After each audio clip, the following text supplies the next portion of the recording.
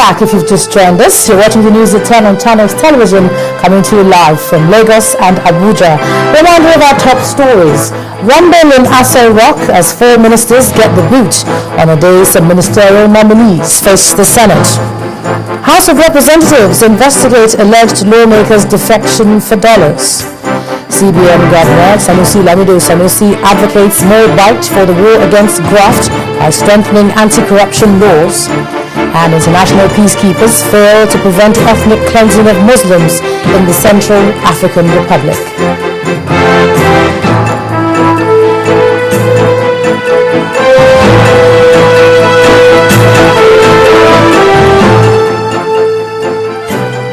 Well, a quick reminder to you that all our top stories are on our website, Channelstv.com, and on youtube.com/channelsweb. To get us on the move, please visit m.channelstv.com to view us live on your mobile device. You can also download the Channels TV app for Android, iOS and Windows phones from their respective stores. Of course, you can also interact with the Channels Eyewitness feature on our Android and Windows 8 platforms. So if you have pictures or videos to share with us, tap on the application on your device, swipe to reveal the Eyewitness menu, and then follow the instructions to share your reports, pictures and videos.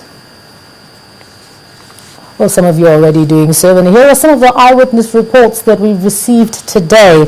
And this is what the Jankara area of Lagos Island now looks like after the rain which left the underground drains heavily flooded. And still in Lagos, here's a giant sea turtle which walked out of the sea and onto the beach at Ibejuleki. Well, it does appear that these men are helping it get back to its natural habitat, or so it seems.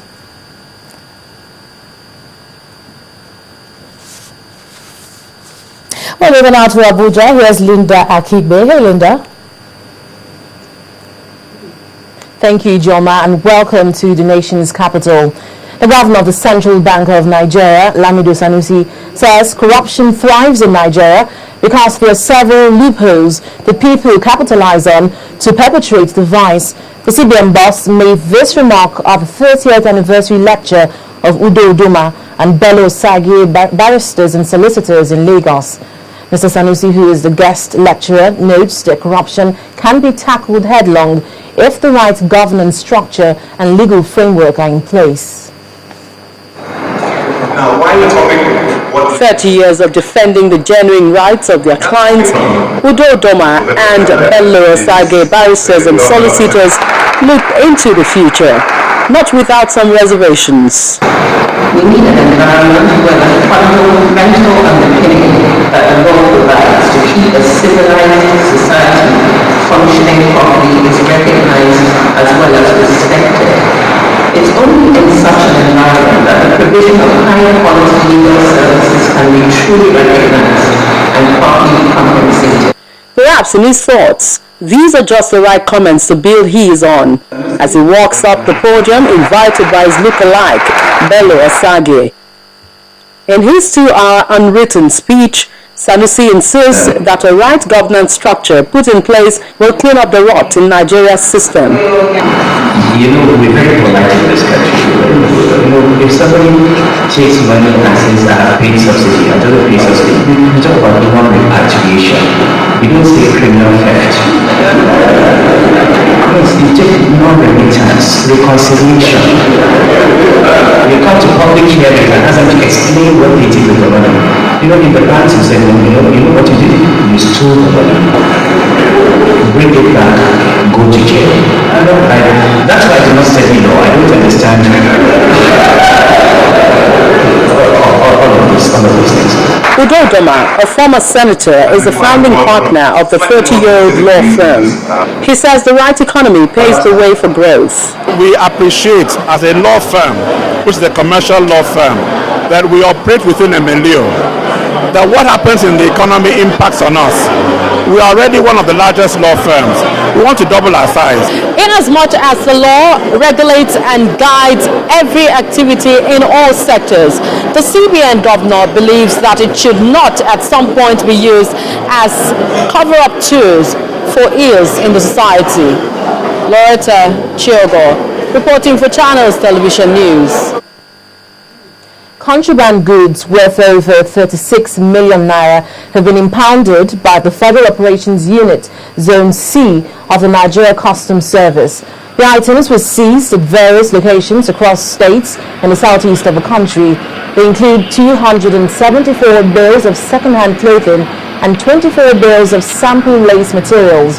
Area Controller Zone C, Mr. Victor Dinka, disclosed the contraband to journalists at the command's headquarters in Uwe, the Imo State capital.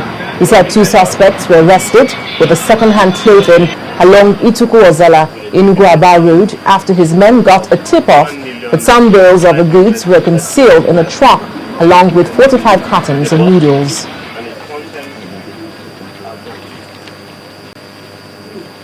The fourth suspect, Mr. Fred Ajidwe, is asking the EFCC to try a former Chief of Army Staff, Lieutenant General Shaya Bamayi, for money laundering. Mr. Ajidwe has filed a fresh application before the Lagos High Court, challenging the competence of the 14 counts of fraud preferred against him for allegedly defrauding Bamayi of about $5.9 million. That's 1 billion naira. The application from Ajidwe contains 5 prayers, which compels the EFCC to prosecute Bamayi and others and also quash the charges preferred against him. According to the petition and statements to the EFCC, Mr. Ajidwe claims that the former Chief of Army Staff has disclosed self-confession to various crimes, including conspiracy, aiding and abetting, money laundering and corrupting of public officers. Ajidwe's latest application has stalled the scheduled arraignment on his alleged swindling of Bamayi between November 2004 and June 2005. The President has confirmed that the former chairman of the National Population Commission, NPC, Mr. Festus Odumegu, was relieved of his job due to issues that bordered on credibility.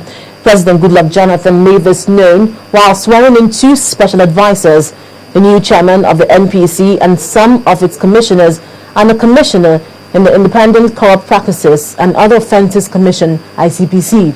The President challenged anti-corruption agencies in the country to ensure the public feels the impact of the activities.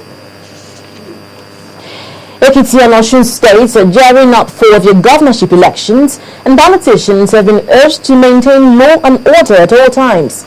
At a meeting in Ado-Ekiti and Ibadan, the Oyo State capital, the Nigeria police wants political parties to be mindful of their responsibilities and refrain from acts that can lead to electoral violence.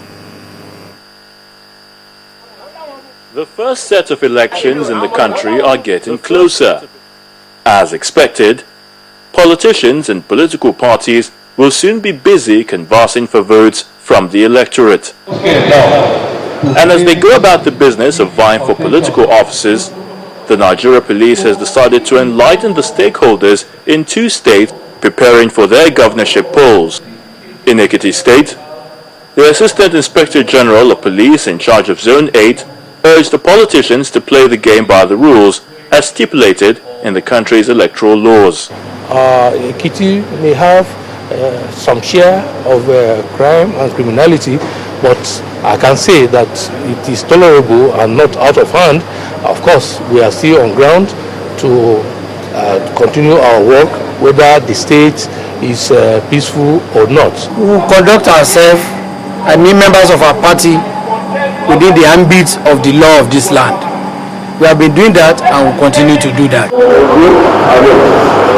In Oyo State, the Assistant Inspector General of Police in charge of Zone 11 appealed to the politicians, especially from Osun State, to do the right thing to avoid electoral violence.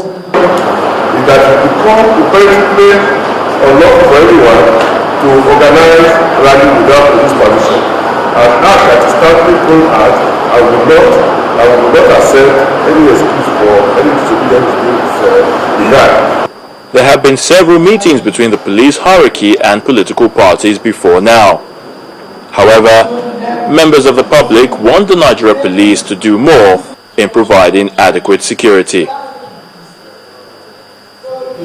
Still talking party politics, the leadership of the People's Democratic Party in Ogun State has accused the ruling All Progressive Congress of coercing civil servants to register with the party.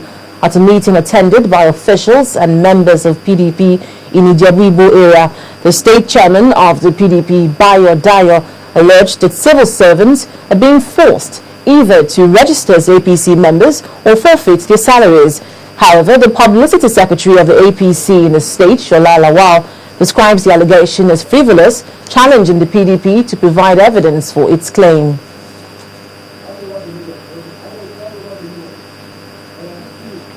And that's all from Abuja. Back to you, Ijoma. Well, thanks a lot, Linda, all the way from the FCT.